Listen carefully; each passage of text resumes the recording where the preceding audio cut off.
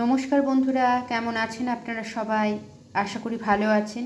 তো আজকে আমি আপনাদের সামনে যে রেসিপিটা শেয়ার করছি সেটা হলো ঝিঙে আলুর বাটি পোস্ত বা বাটি চচ্চড়ি।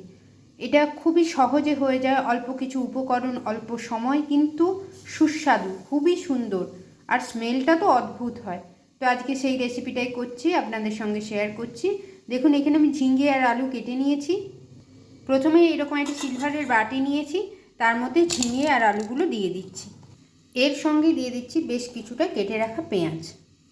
এবার দিয়ে দেব পরিমাণ মতো নুন, হলুদের গুঁড়ো, লঙ্কার গুঁড়ো, আপনারা কাঁচা লঙ্কাও দিতে পারেন এর সঙ্গে চিড়ে, দুটি তেজপাতা আর পোস্ত বাটা। এটা হচ্ছে মেন ইনগ্রিডিয়েন্টস, পোস্ত বাটা দিয়ে দিলাম।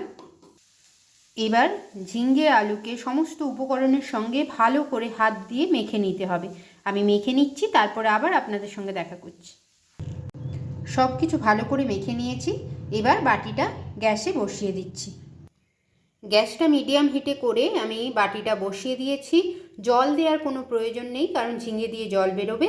আমি শুধু ওই পোস্ত যে বাটিতে বেটে রেখেছিলাম সেই বাটি ধোয়া জলটা একটু দিয়েছি। এবার দিতে হবে ওপর থেকে সরষের তেল।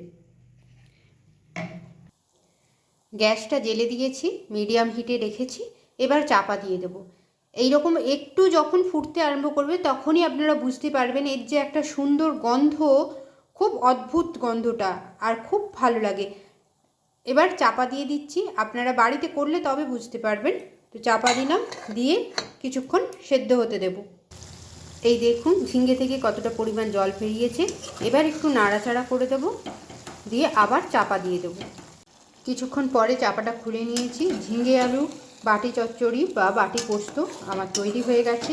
এই রকমই রাখতে হবে, কারণ এরপরে বেশি বসিয়ে দিলে খুব একটা ভালো লাগবে না। এই রকমই রসটা থাকবে, আর পোস্ত আছে একটুখানি বসেও যাবে। তো এইভাবে একবার বাড়িতে ঝিঙে আলুর বাটি পোস্ত করবেন বাড়িতে একবার, আর আমাকে জানাবেন যে কেমন লাগলো আপনাদের। খুব অল্প সময়ে খুব সুস্বাদু একটি রান্না, খেতে খুবই অসাধারণ লাগে। তাহলে বন্ধুরা, আপনারা এরকম করবেন। আজকে এইটুকুই রাখলাম। নমস্কার।